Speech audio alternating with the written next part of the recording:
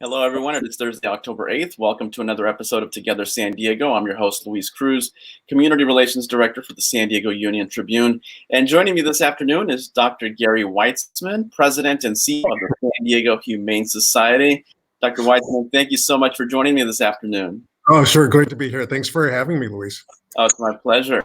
All right, so today you're going to be giving us some practical tips on how we should take care of our pets. Before we do that, can you tell us a little bit about the San Diego Humane Society and mission? Yeah, sure. San Diego Humane has been serving this community for 140, almost 141 years. We're actually the oldest nonprofit in San Diego County. And we've now got 5 campuses and take care of about 50,000 animals a year. So we stay pretty busy. It's a really different world right now, but still a very important part of everyone's lives is to be with their animals. And we want to make sure those animals are safe and sound in their homes. And of course, as you and I were talking before the show started, we are very happy to add animals to anybody's homes that don't already have them. So it's all about animals, but actually it's about people too.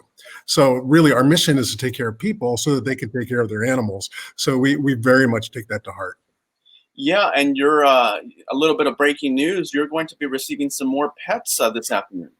Yeah, we're getting we're getting exactly 90 dogs in from southeastern Louisiana because I guess it's Hurricane Delta is heading for that coast of Louisiana again. I think this is their 6th emergency declaration this hurricane season. So we had a flight 2 weeks ago from the same area, and we brought in 105 dogs and cats on that flight, and we partner with Wings of Rescue, which is a really incredible philanthropic. They're heroes. They're just simply heroes, and they have their own planes. They charter other ones, and they can fly animals distances that we can't get to them in a truck or get them back here safely.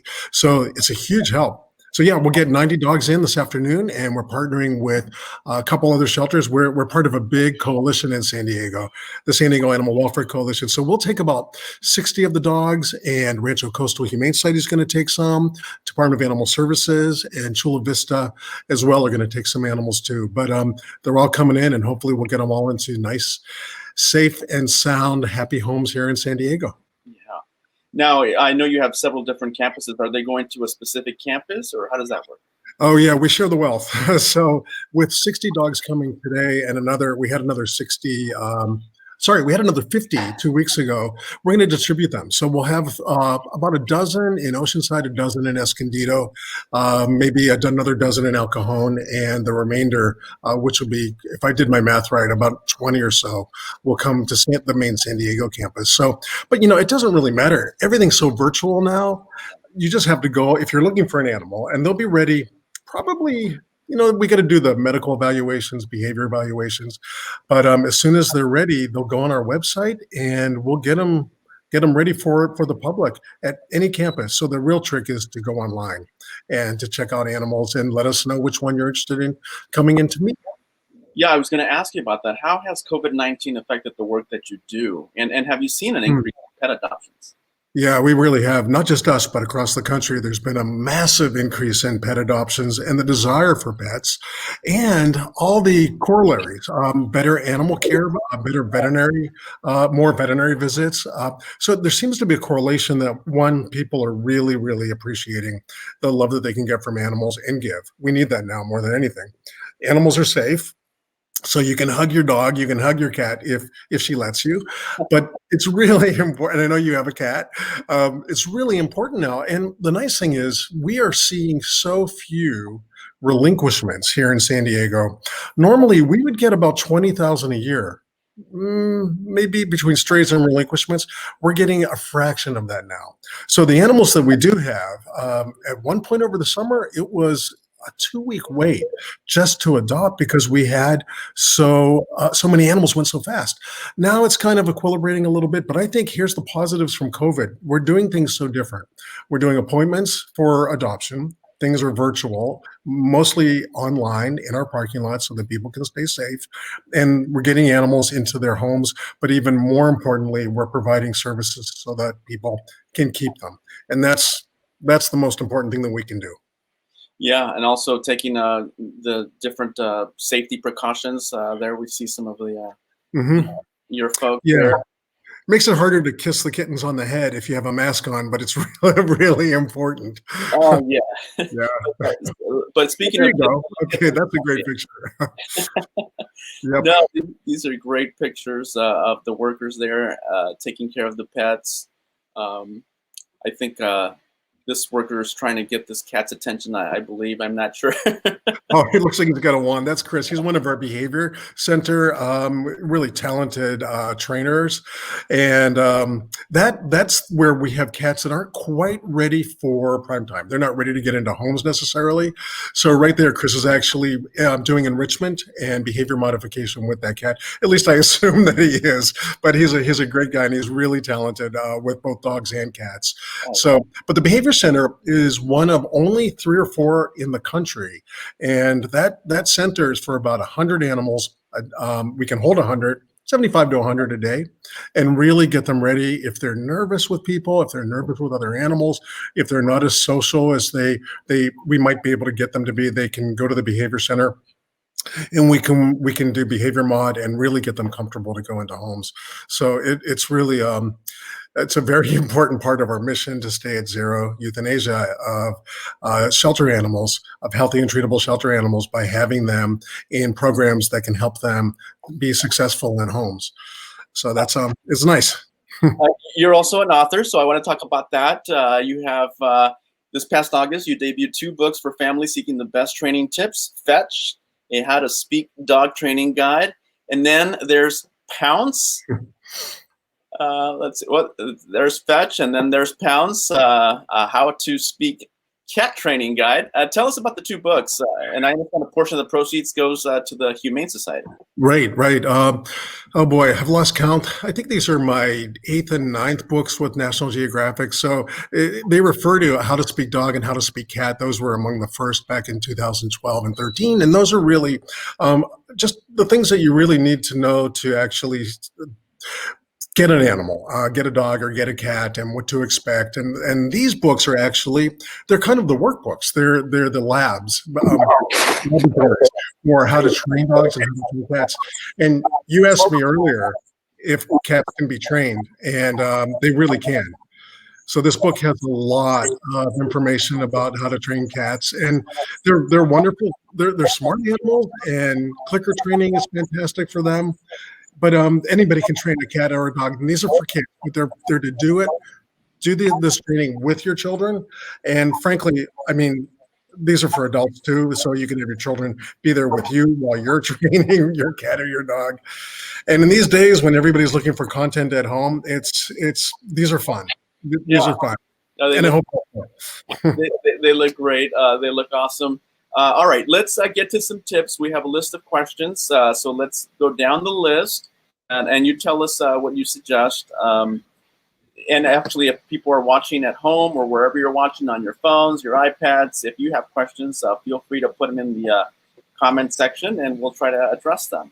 All right, our first question: how do I decode my dog's behavior so I know when it's a good time or bad time to train them? Oh, excellent question. Because just like us, there are good times and bad times to learn and to do training or teaching. But for dogs and cats, first of all, there's always a better time. So if your dog is energetic in the morning, as most dogs are, that's a great time to do training. For cats, it may not be the best time to do training because they are at heart nocturnal, and doing it a little bit later in the day is really important. And I kind of joked with you earlier that to train a cat, you really have to get permission to be trained. So you have to start with that. So it's really critical that you do it at the time when your animals are receptive, when they might be a little hungry, so they're motivated by food. And basically, so sorry, there's a little bit of reverb on this, but and you have to do it when they can, for the amount of time that you can pay attention. So for puppies and kittens, it's probably about 9 minutes max. For adult dogs and cats, maybe 12 to 15, but then you got to give them a break. So if you're going to do training, maybe twice a day is a good thing to do. Once a day may be all you can get in there, but definitely don't overdo it. Their attention spans are quite as long as ours, although I'm not sure ours are so long anymore either. All right. How do I keep my dog calm? Calm is a really interesting goal. Depends on the breed, of course. Keeping your dog calm is really dependent on making sure that your dog is enriched behaviorally and, in many cases, tired. So if that means leaving, we don't so much do this anymore, but if that means leaving for the day and your dog is alone all day, that dog is really going to need some attention when you get home. For the most part, it's making sure that your dog is well exercised, has daily behavioral and mind enrichment, like treat dispensing toys or peanut butter stuffed tongs. All of those things are really critical for your dog's well-being, and even more so, I'd say in many cases, than even physical care, taking care of that dog's mind. Really, really important. Do you know, in Germany, they just passed a remarkable law that dogs must be walked unless there's a written reason. Dogs must be walked twice a day. Isn't that incredible? And that's just, and why is that? Well, it's really just generally figuring that certainly they need it. They need it. They're not just plug and play animals. They need that enrichment. They need that attachment to people. They need to get out of the house. So similarly, cats that we don't want so much outside, we don't have cat beach here yet in San Diego. Those animals need that enrichment inside. And that's with climbing trees and toys, and again, treat dispensing toys. All sorts of things that will stimulate them, feather dusters that you can play with, and even the laser pointers, as long as you don't shine it into anybody's eye, and you always let your cat win at the end. That means when they grab the red dot, you put a treat down. Otherwise, it leads to tons of frustration. Okay. All right. Back to dogs here. Why is there no such thing as a bad dog? And along those lines, should I punish my dog for bad behavior? Oh, yeah. No, there's no such thing as a bad dog. There are, I think, in most cases, when dogs behave in a way that we don't appreciate, getting into the trash, ripping up pillows, going to the bathroom in the house, I think 90% of the time, the fault is our own for not training as well as we probably should, or not being patient with that dog. So no, there's no such thing as a bad dog. I'm glad you asked about the punishment part, because there is never, ever any reason to punish an animal. Never a reason to punish. You can withhold a treat.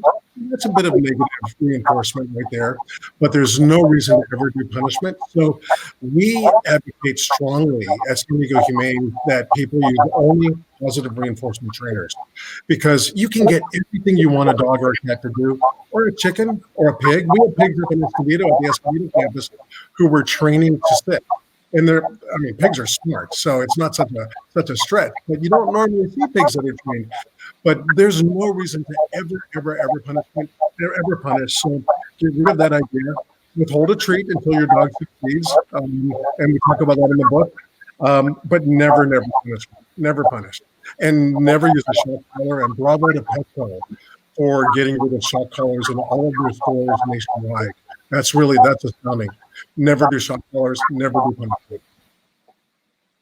All right. So what should I do about leash pulling and jumping on gas and accidents in the house? Okay. Oh, let's see. That's a lot to cover in a minute. Accidents in the house, you have to reinforce litter box training for cats, of course. Usually if there's an issue with cats, it's because they're stressed when they don't use the litter box. For dogs, it's just really doing potty training. And sometimes you have to go back to square one, even if you have an older dog.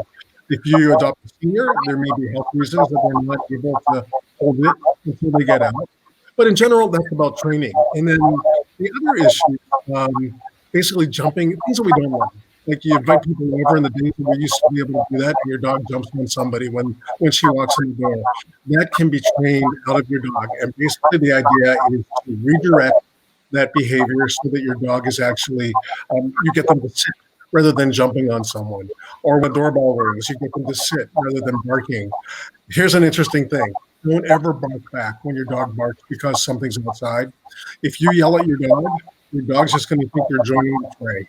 So that backfires every single time. Just thank your dog for letting you know about the UPS man, and then have your dog sit down on his bed. And that's probably the best way to do it. there's a lot of these in both of the books, but it's certainly not completely comprehensive. We have a behavior hotline at San Diego Humane as well. So if people are having trouble with their animals, we are happy to help because honestly, our number one mission is to keep animals safely in their homes with their families and out of the shelter. So this is all part of it. So anybody can call us and we will certainly help with behavior issues. That's good to know. All right, we were talking. Let's get some cat questions. We were talking beforehand, my roommate has a cat. I'm very jealous of her cat. This is Margot. All Margot does all day is sleep. Here she is in the living room. Here she is just hanging out. Here she is on my bed. But cutest little thing. You were saying you can actually train a cat. I can't get Margot to come over when I call her. Yeah, you can train a cat, but that doesn't mean the cat is always going to want to do what you ask because she's a cat. Hey, by the way, bravo for having a collar and a tag on your girl. I assume she's an indoor cat. Yeah, you can definitely train her. And actually, I hope we send you some books because take one of those. You can train your cat to come when you call. You can train your cat to ring a bell. You can train your cat to do 100 different things. You have to entice your cat to do it. That's the real key. So high value treats are your safe deposit points in training. They're your gold medal. So something that you don't normally give your cat otherwise, this is when you give it. So I bet you can do it. And honestly, I'd love to talk to you in about 3 months. We can give you some tips and see if you get Margot a little bit more cooperative about coming to you when you call. I know you can do it. Let's see. Here's another question. How do I get my cat into their cat carrier? Oh, that's a really good one, and it's an important one. So, during the fires the last couple of weeks, the Valley Fire out in East County, this wasn't about cats, but it's about horses. You always want to make sure that you're able to keep your animal safe. And what we see every time there's a fire, and we take care of a lot of animals during the fires, a lot of horses were at the Lakeside Rodeo. And really difficult to get the horses into the trailers. You got to make sure your horses are trained to go into a trailer before a fire happens. Similarly, you want to make sure you have your cat trained to go into a carrier before a fire happens and before you might have to leave, before you want to go to the vet, if you want to take your cat somewhere for their own safety. So what I recommend is to leave your carrier out in the living room somewhere nice and neutral. Put treats in there, maybe catnip. Just leave it there open for a month. Just let your cat get used to the stranger in the room. And then start to teach your cat to go in there. And that's when you put the treats in, you leave the door open, you let them come and get what they want. And then you upgrade. Close the door in a couple of weeks, pick up the carrier. Don't let it bounce back and forth. Just pick up the carrier by the bottom so there's no, there's no gondola ride happening when you're doing it, and then go to the car. And those are ways you get your cat used to using the carrier. If you just bring it down from the attic or up from the basement, plop it down and try to push your cat into it with no training, good luck with that. That's when you'll have to stop over at one of the local medical clinics on the way to the vet to get your wounds treated. So really, we recommend familiarity. Familiarity helps with cats. Okay. A couple more questions here. What does it mean when my cat's tail swishes a lot? Oh, that's translated in the book, In and How to Speak Cat. Different than dogs, cat tails really do tell a whole story. Dogs do too. But a wagging tail, for the most part in dogs, means that dog is comfortable and happy with you. Not always. But in cats, a very relaxed swish back and forth can be a good thing. But it also more often means that your cat is kicking you out. So they're not necessarily ready for you yet. A cat being ready for you means you'll get a head.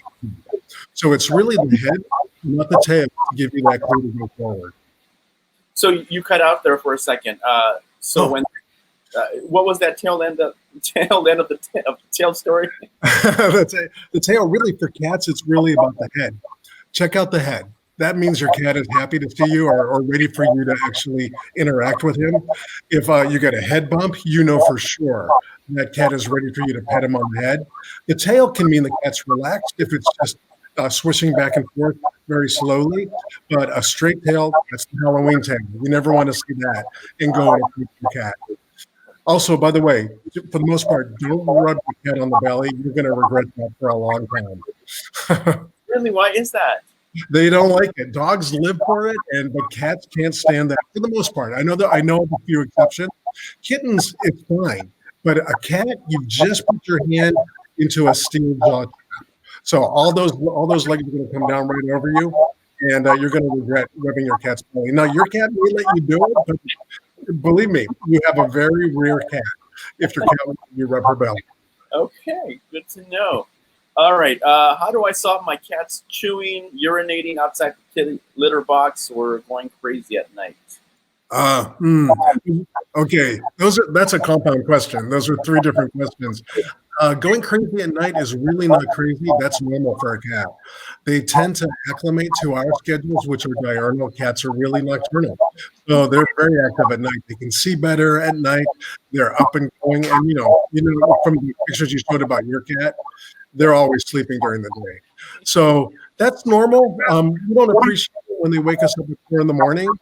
So there's things you can do about that. And really, it starts with ignoring your cat and not rewarding that behavior. But I've said this for about 20 years, and it's so hard for people to do. It's hard for me to do too. But the key is really just don't reward that. Try to ignore it if you can.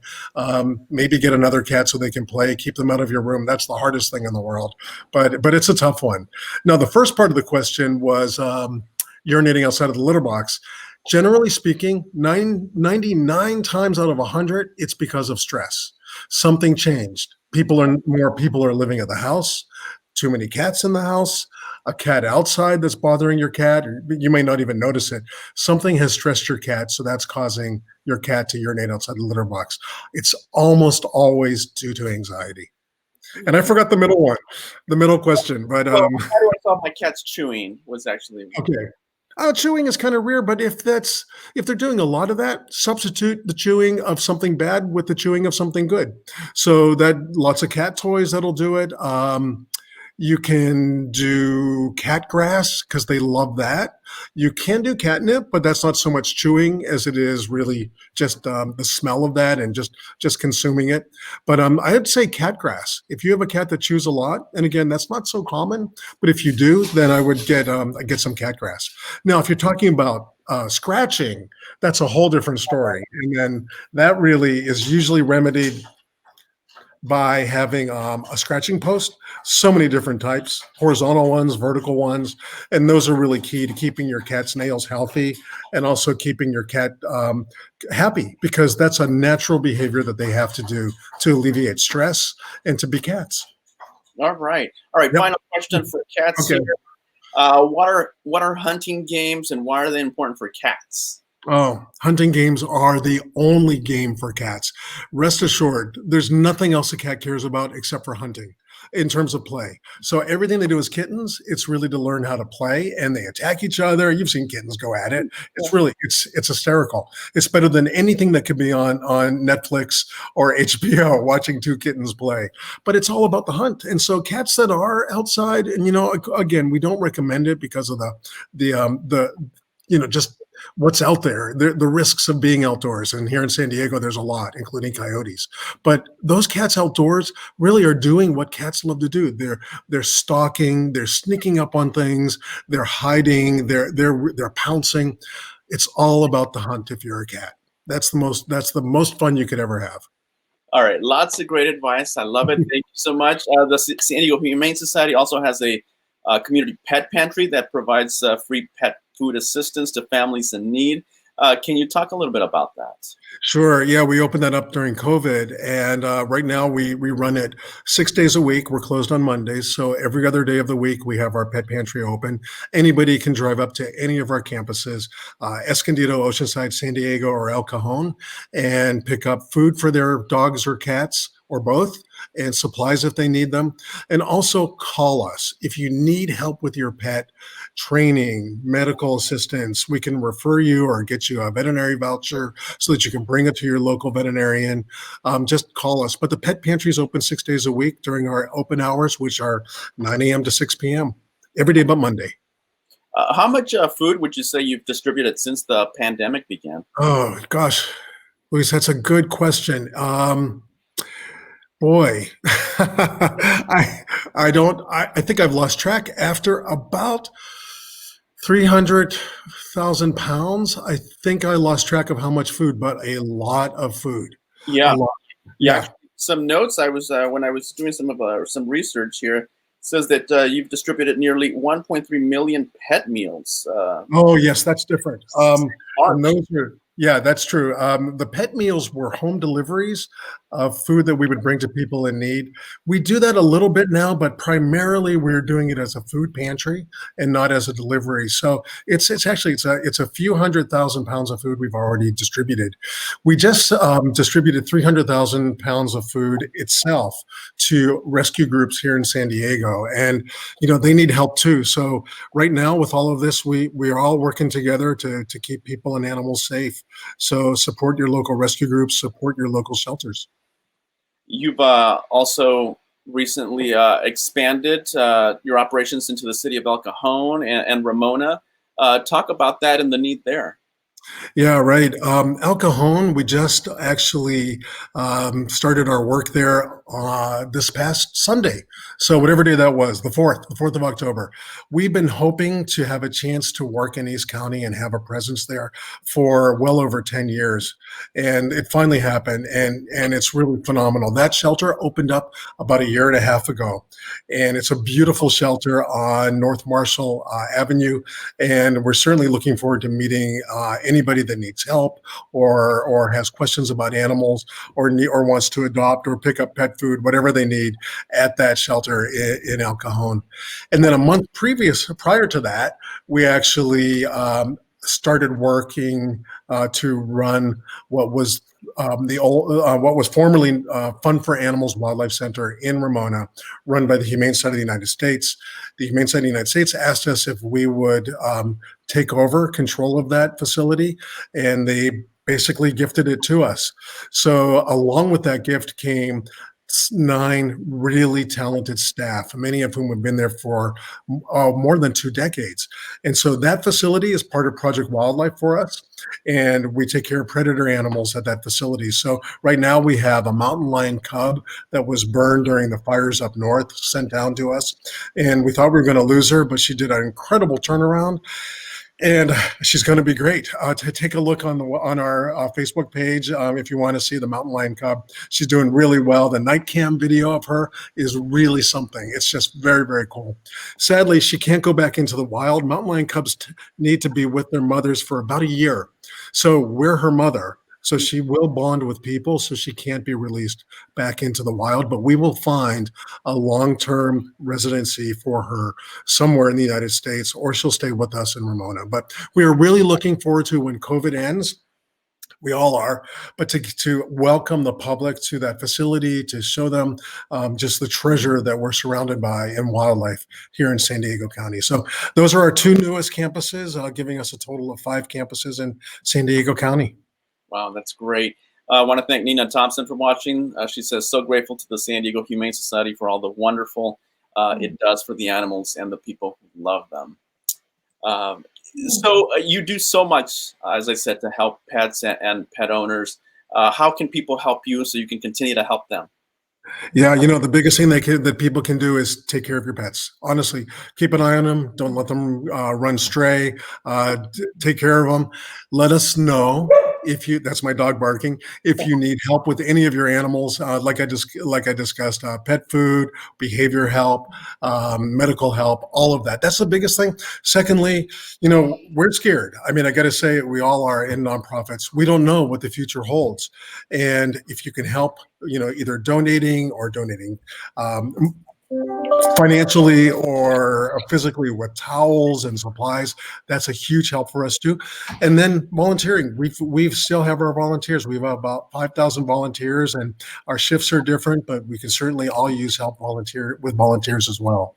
So and we love this with people of San Diego County because of how much they care about animals and have helped all of us in San Diego, all the shelters in San Diego and rescue groups ensure that no treatable or healthy animal is ever euthanized in our county. We're the largest city in the United States to have that claim to fame. I'm really proud of it, and it's because we've got such wonderful animal-loving people here. All right. course, we have your website address on the screen, sdhumane.org. Is there anything else you'd like to add? I think we got it. We haven't covered everything in training, but I think that'll do it for now. Thank you. We covered a lot, and I was going to ask you, a dog person or a cat person, but I heard the barking in the background. Yeah. The dogs are more. The dog is more vocal for sure. No, I don't implicate myself. I love them all. All right. Thank you so much, Dr. Gary Weitzman, President and CEO of the San Diego Humane Society. It's been a pleasure. Thank you so much. Real pleasure, Luis. Thank you for having me. Oh, it's my pleasure. And thank you at home for watching. Have a great day, everybody. San Diegans accomplish great things every day. We care about our neighbors and our community. We are proud of our diversity. We are resilient. We hold our leaders accountable. We live in one of the most dynamic cities in America, the San Diego Union-Tribune, telling San Diego's story for more than 150 years.